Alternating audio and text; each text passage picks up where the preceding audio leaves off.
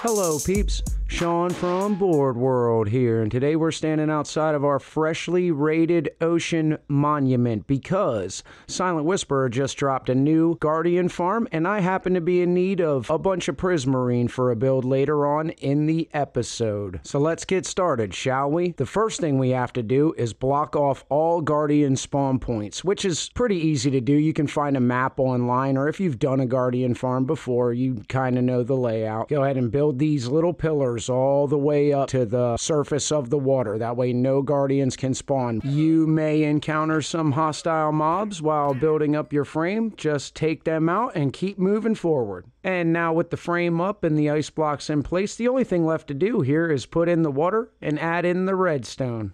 As you can see, we got this thing running full throttle. These guys are trying to hit me with their laser beams, but they are dying too fast. And we are getting all the experience and all the drops in our little storage system we got set up right here. And now the plan is very simple. We stand right here, we AFK overnight, get as much Prismarine as we possibly can, and we'll see you tomorrow back in the village. And as you can see, we got a ton of levels. And you can't see, we got a ton of Prismarine. Let's switch over to our creative world real quick so I can explain to you how I'm going to build this mob farm. That armor stand is going to be our AFK spot over here in the village. As you can see, our iron farm right there. What I'm going to do is I'm going to put a banner in this armor stand's hand, and thanks to our Foxy No-Tail resource pack, it's going to show us our mob spawning locations. If we go to spectator mode, we can go underground and we can clearly see that there are no caves down here, and we can use this to our advantage when building a mob farm, because what we can do is we can put a cave down there, so that way the mobs will spawn. They'll fall off the edge into a little water stream. We'll get them pumped up a water vader all the way to the top into a kill chamber, and that's how we're going to build our mob farm. What we're going to do is we're going to mine down 27 blocks to start our first layer. We're going to put a little plus sign in the middle, so that way the mobs can fall off the edge off these trap doors. And then we're just going to rinse and repeat that 4 different times for 4 different layers all the way down to the bottom. So go ahead, build 3 more floors just like that. Then we're going to go all the way down. And now we need a bubble vader to pump the mobs all the way up to our kill chamber at the top. So we build a little area down here, get it mapped out. We're going to get us some water. Now we're going to put us some water running down these streams here. Then next we need our kelp. We're going to go up to the top and we're going to put in our kelp. And we realize that 2 is not good enough for spiders, so we're going to do a 4 wide on our bubble vader. Now at the top we're going to build us a little pathway, let's say, to the kill chamber. We're going to line it with magma blocks, kind of soften them mobs up before they hit the trident killer. And now that we have that entirely mapped out, we're going to go underneath, put our magma blocks down here, put our minecart there, and we're going to start building out our filter for the mob farm, because we don't want bows, we don't want the armor, the rotten flesh, all like the useless drops that come with mob farms. We just want good items. We want bones, spider eyes, string, arrows, and gunpowder. That's the only items that we want. Everything else, we're going to run into automatic trash can, so it just deletes all those items and we don't have to worry about it. Everything else is going to be pumped up in item elevator into a chest fairly close to the kill chamber, so that way we can easily access it. Here we are with the filters all up. We're going to go ahead here, put in the trash can.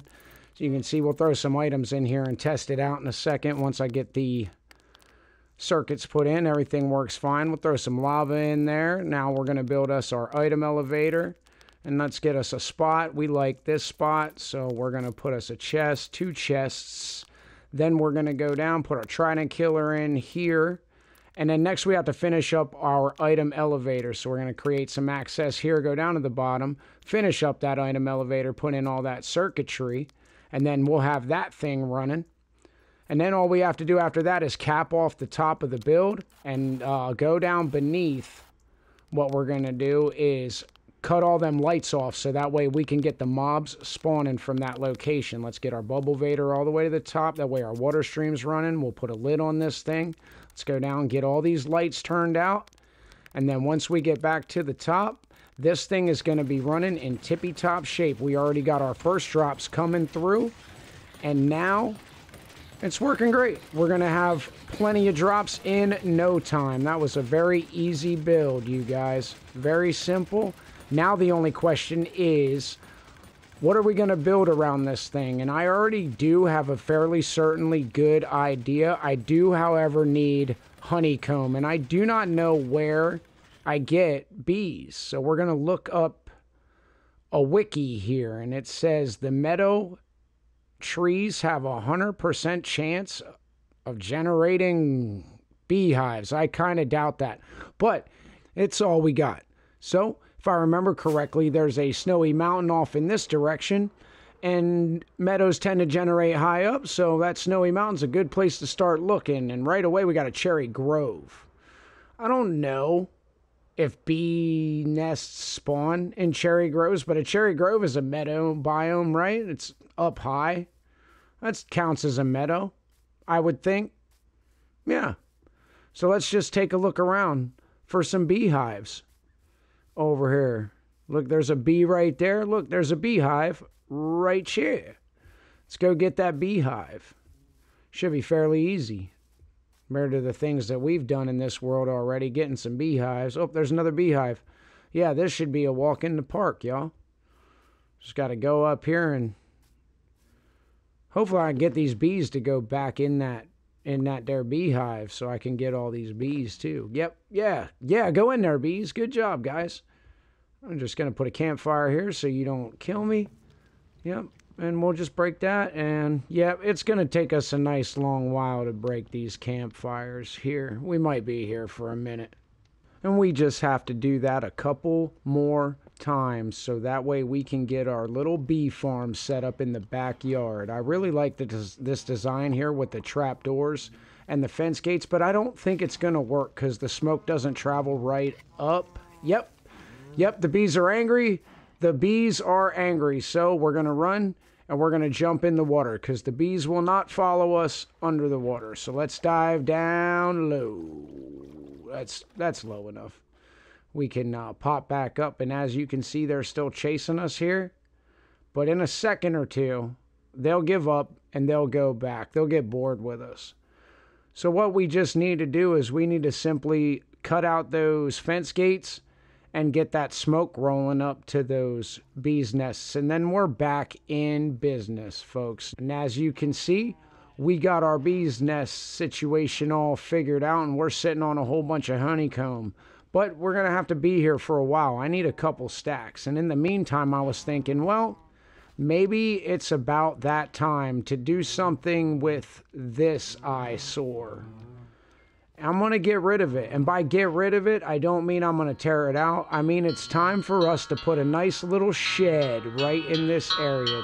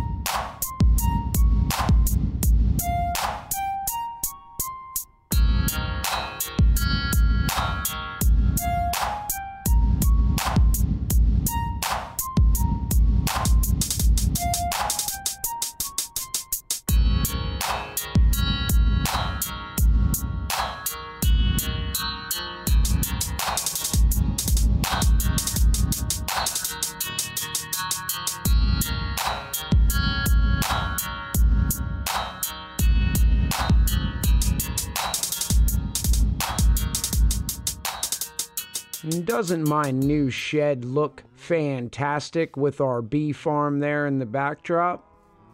Admittedly, it's kind of cramped on the inside, but what shed isn't? It's fine. No big deal. Looks good, good, good. And speaking of good, we also have enough honeycomb to complete our build. So let's head back over to the village because we now have everything we need to make this vision come to life. So let's go.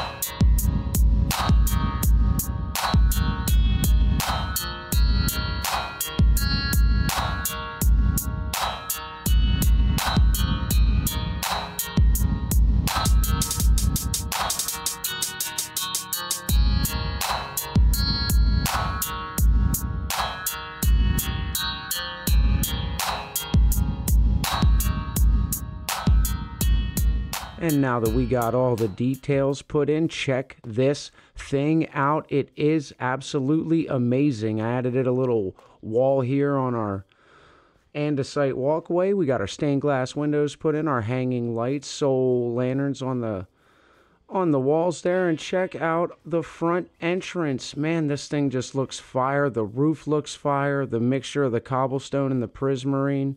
If I could pat myself on the back a little bit.